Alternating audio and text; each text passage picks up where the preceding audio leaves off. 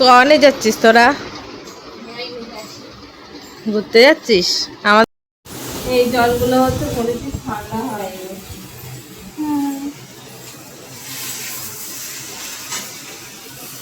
নমস্কার সবাইকে, নতুন একটা ব্লগে সবাইকে স্বাগত আর ভালোবাসা জানি। আজকে ব্লগটা শুরু করে সকাল থেকে ব্লগ করার মানে সময় পাচ্ছি না।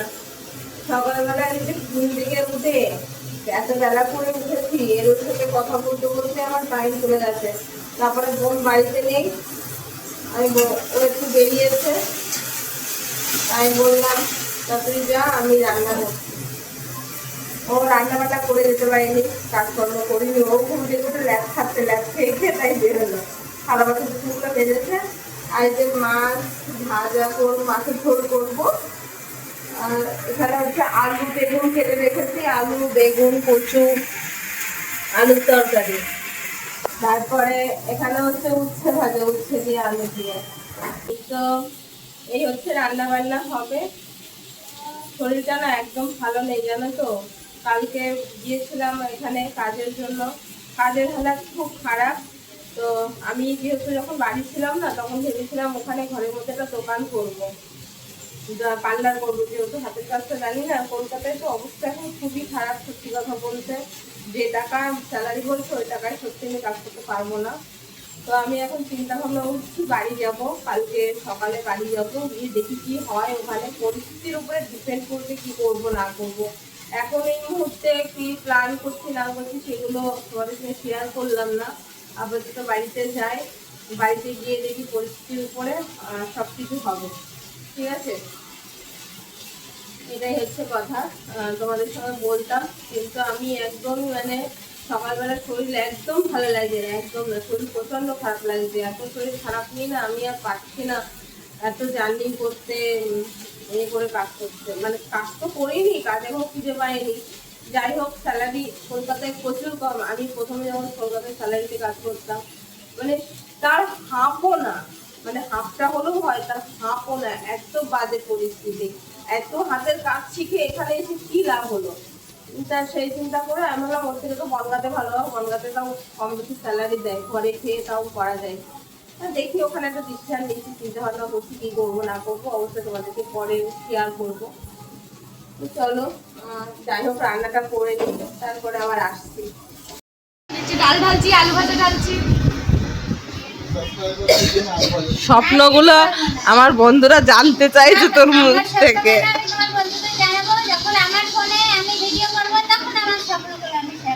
তুই এতক্ষণ এত স্বপ্নের কথা বললি, আর আমি ক্যামেরা অন করলাম তো স্বপ্ন বন্ধ হয়ে গেল।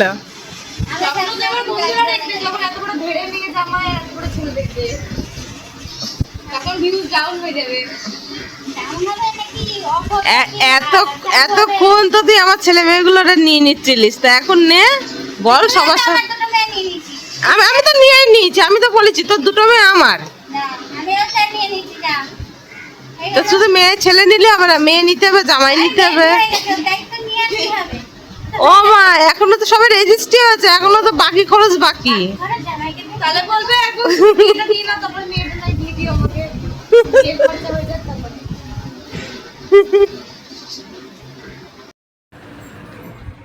গুড মর্নিং সবাইকে। কালকের ব্লগটা শেষ করতে পারিনি, কালকে ব্লগ করতে ইচ্ছাই করছিল না, শরীরটা খুব খারাপ। তো আজকে হচ্ছে বাড়ি যাব, এই জন্য জিনিসপত্র গোছাচ্ছি। দেখি একটা চিন্তা ভাবনা করে যাচ্ছি, গুছিয়ে নিই। এগুলো কি হয় সেটা এখন তোমাদের সঙ্গে কিছুই বলবো না, পরে শেয়ার করব।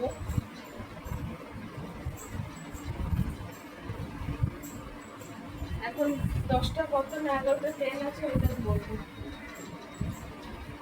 স্নান করবো, স্নান করে নিয়ে ব্যাগটাকে গুছিয়ে নিচ্ছি, নিয়ে তারপরে বেরোবো।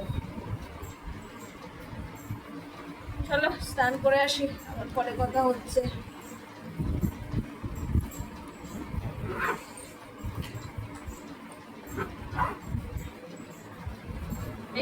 ওইগুলো ব্যাগে দিতে হবে।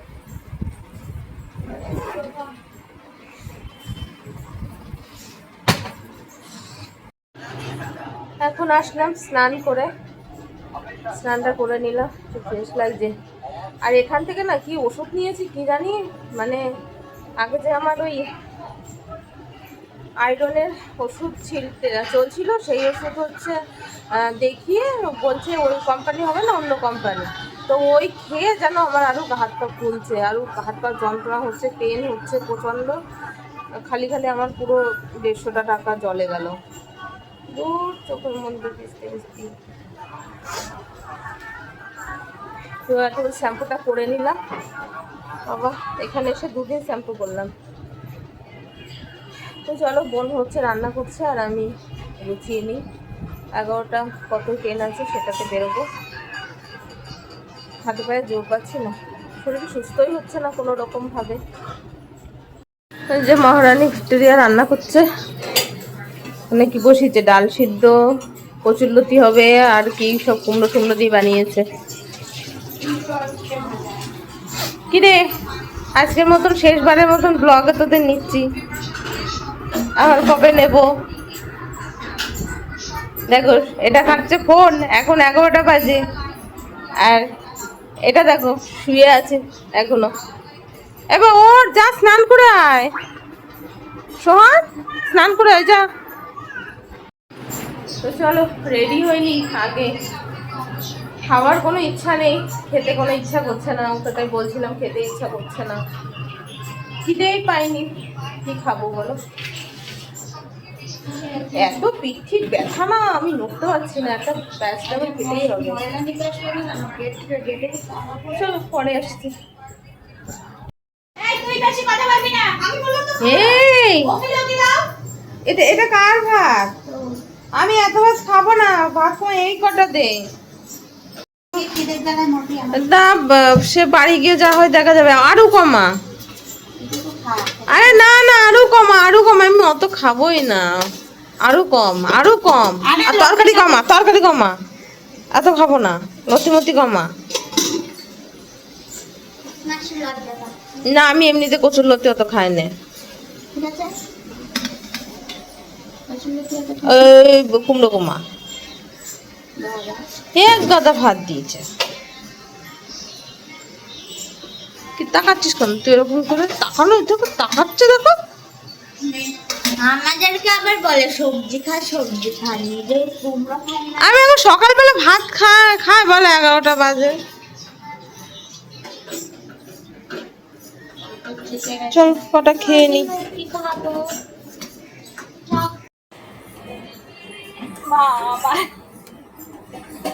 এর উপরে উঠে বসে খেতে বসে গেছি। সকালবেলা খিদেই নেই তো কি খাবো? স্কুলে যাবি? স্কুলে যাবি? এখন 11টা বাজে, 11টা বাজে, যা স্কুল থেকে যাই। তাও ভাত বেশি হয়ে গেছে, খাওয়া যায়। পেটে কি তোমার এক ফোঁটা জ্বালা নেই? আরে আমার খেতে ইচ্ছা করছে না। ওটা কি হয়েছে বলো? দুপুরে হলে খিদে পায়, এখন তো খিদেই পাইনি। তাহলে কি খেতে বলো? সকালবেলা তোর মা চা দিয়েছে আর একটা রুটি খেয়েছি, ইচ্ছে নেই খাই, ওই জন্য খেতে ইচ্ছা নেই। এমনিতে আমি সকালে ভাত খাই না।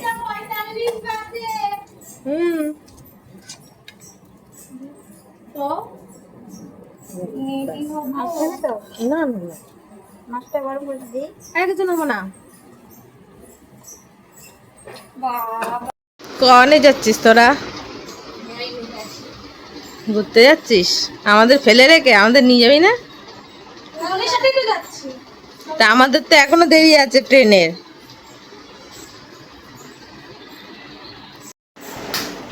গুছিয়ে গেছি, রেডি হয়ে বসে আছি, এখনো দেরি আছে ট্রেন। 11টা, 11:20 বেরোবো। ততক্ষণ ওরা যাচ্ছে, মা মেয়ে ঘুরতে, যাক, আমাদের নিয়ে যাবে না বলছে।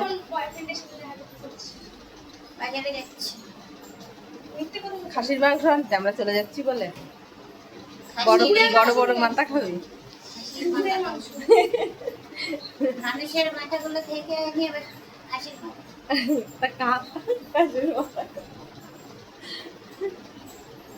তো চলো একটু যাওয়ার সময় আবার তোমাদের সঙ্গে কথা হচ্ছে। কখন লাগবে? আধ ঘন্টা? না না আমরা 10 মিনিটে হয়ে যাবে, ততক্ষণ আমরা করবে শ্রেয়া, তার জন্য আগে দিয়ে বেরোচ্ছি। টাটা। হ্যাঁ চুলটাকে ঠিক করে দাও। ফোনপে দিয়ে দেখতে তুমি। টাটা। হ্যাঁ, পড়াশোনা করবি, স্কুলে যাবি, ঠিক আছে? ফোন কাটবি না। আসলাম, থাক। মাসতে বলে দিবি মাসি চলে গেছে, ঠিক আছে? আসলাম, হ্যাঁ, টাটা শ্রেয়া, বাই।